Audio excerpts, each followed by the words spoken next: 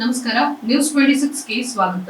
ಬಾಗಲಕೋಟೆ ಮತಕ್ಷೇತ್ರದ ಪಕ್ಷೇತರ ಅಭ್ಯರ್ಥಿಯಾಗಿ ಮಹಾಗುಂಡಪ್ಪ ಕೆ ಗಾಣಿಕೇರ ಕಣಕ್ಕೆ. ಲೋಕಸಭಾ ಚುನಾವಣೆ ರಣಕಣ ಕೋಟೆ ನಗರಿ ಬಾಗಲಕೋಟೆ ಲೋಕಸಭಾ ಮತಕ್ಷೇತ್ರಕ್ಕೆ ಪಕ್ಷೇತರ ಅಭ್ಯರ್ಥಿಯಾಗಿ ಗಾಣಿಗ ಸಮಾಜದ ಪ್ರಬಲ ಅಭ್ಯರ್ಥಿ ಹಾಗೂ ಬಗರ್ ಹುಕುಂ ಸಾಗುವಳಿ ಸೇವಾ ಸಮಿತಿಯ ಉಪಾಧ್ಯಕ್ಷರು ಆಗಿರುವ ಎಂಕೆ ಗಾಣಿಗೇರ ಪಕ್ಷೇತರ ಅಭ್ಯರ್ಥಿಯಾಗಿ ಕಣಕ್ಕಿಳಿಯಲಿದ್ದಾರೆ ಎಂದು ತಿಳಿದುಬಂದಿದೆ. ಇನ್ನೆರಡು ದಿನಗಳಲ್ಲಿ ಅಧಿಕೃತ ಘೋಷಣೆಯನ್ನ ಮಾಡಲಿದ್ದಾರೆ.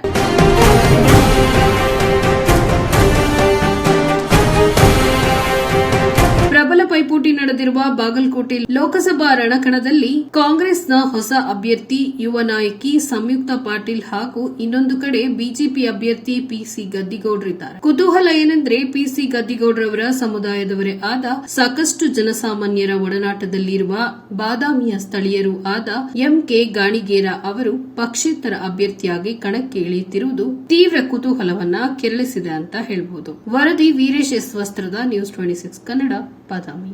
ಇದಾಗಿತ್ತು ಇವತ್ತಿನ ಲೇಟೆಸ್ಟ್ ನ್ಯೂಸ್ ಅಪ್ಡೇಟ್ಸ್. ಇನ್ನಷ್ಟು ಸುದ್ದಿಗಾಗಿ ನೋಡ್ತಾ ಇರಿ ನ್ಯೂಸ್ 26 ಕನ್ನಡ. ನಾವು ನಿಮ್ಮೊಂದಿಗೆ.